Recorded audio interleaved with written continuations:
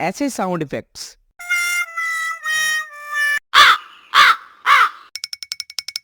आप अपनी वीडियो में कैसे लगा सकते हो।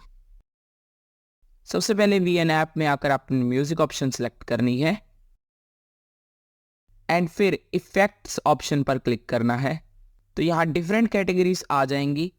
सो इनमें से सबसे रेलेवेंट इफेक्ट्स फनी सेक्शन में है, आप सिलेक्ट कर सकते हो। सब्सक्राइब करना मत भूलना।